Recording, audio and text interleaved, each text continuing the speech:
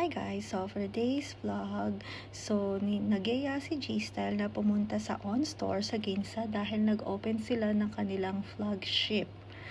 Pero ngayon, kakain muna kami ng breakfast. So ayan, magluluto ako ng ginisang corned beef.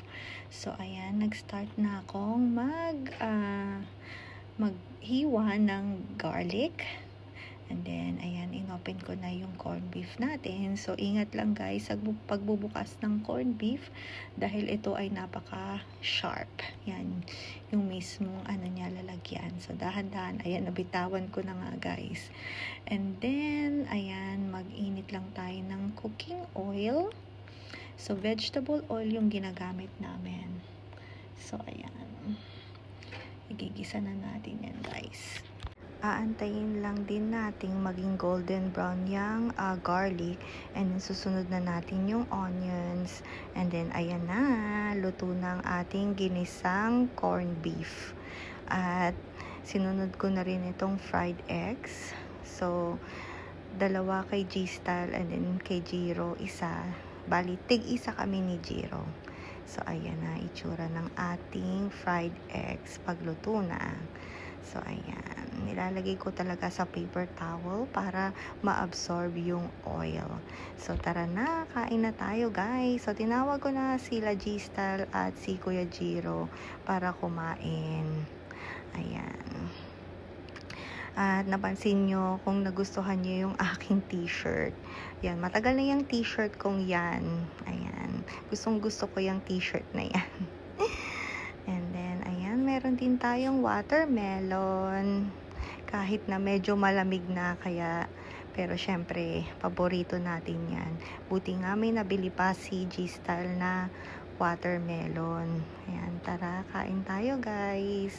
So, ganyan ako kumain ng watermelon. Nilalagyan ko rin yan ng salt. So, comment down below kung ganyan din kayo kumain ng watermelon. Ayan. At kung kinakain din nyo yung buto. Ako kasi hindi ko kinakain yan guys. Talagang dinidig ko talaga. At niluluwa ko yung mga buto. Ayan. Diba? Ang sarap pa rin ng watermelon kahit taglamig na. So, ayan guys. And then, ayan, nandito na kami sa train station.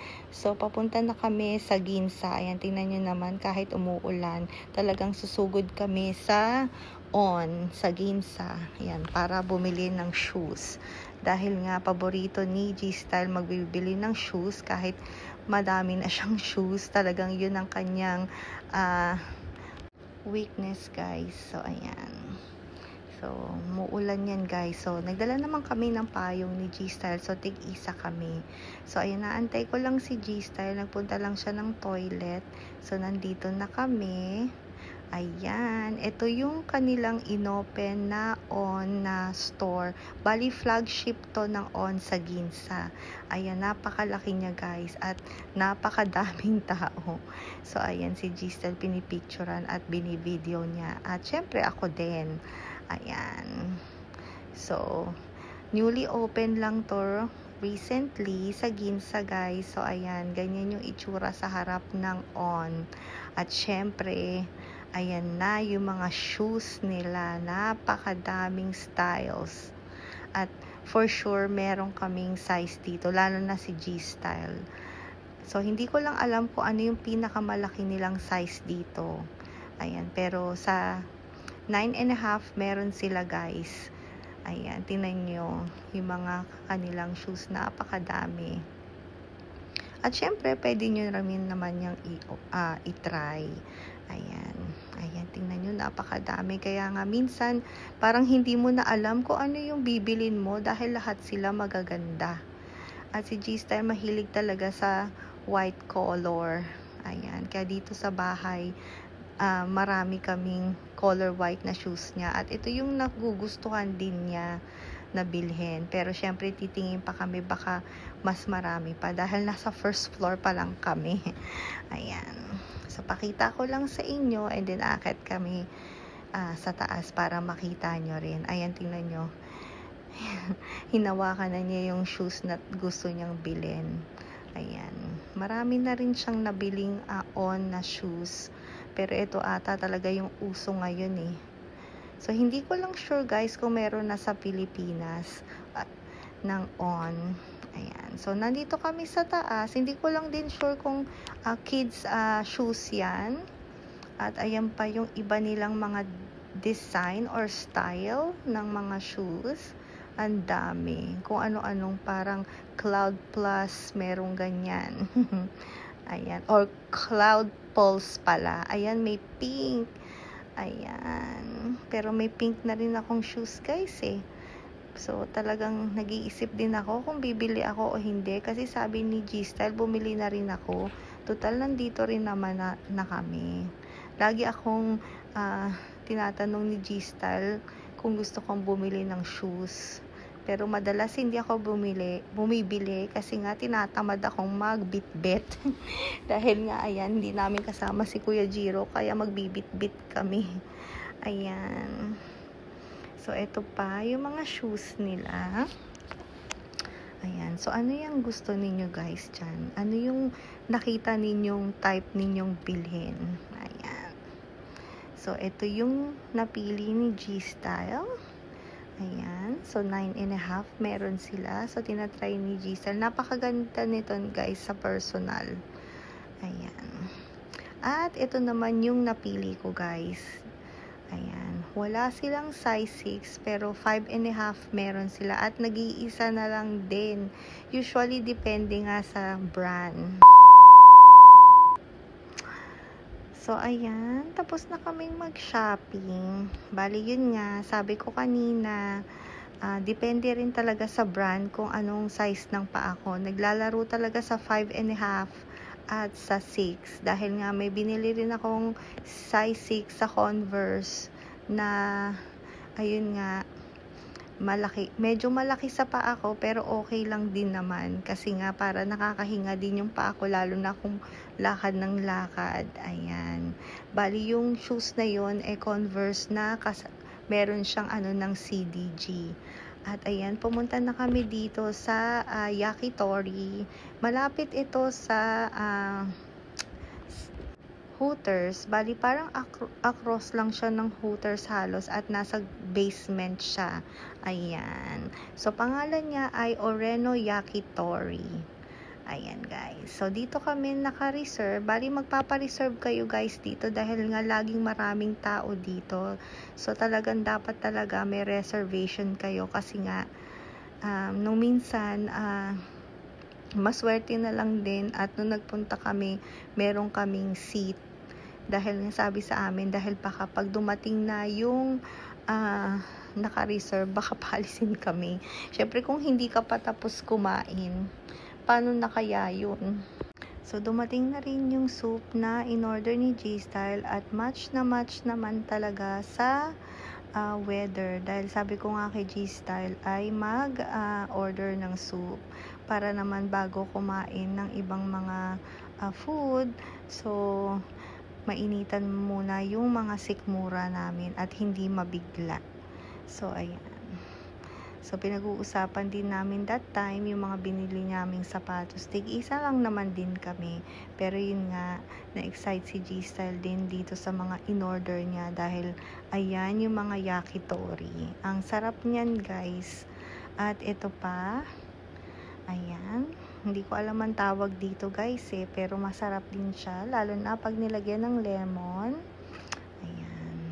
So, kung nakapunta na kayo dito guys sa Oreno Yakitori Ginza, comment down below. So, ayan. Kain na tayo guys.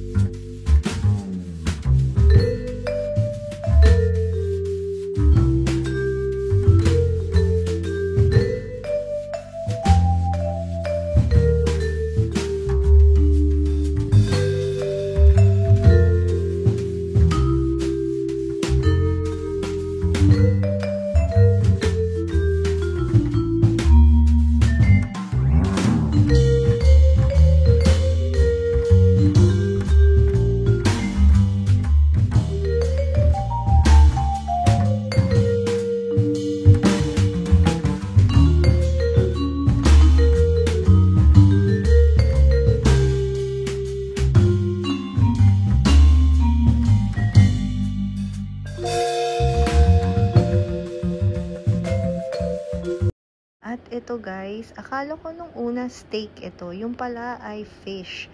Napakasarap nito guys, kahit napakaliit. So, ayan. Ayan, tingnan nyo, halos mauubos na namin ni Gistal yung yakitori. Ayan, kain na tayo guys. O, diba, may binalak pa si Gistal, may pagsubo pa talaga. So, ayan. So, napaka-sweet talaga ng gabing niya ni Gistal.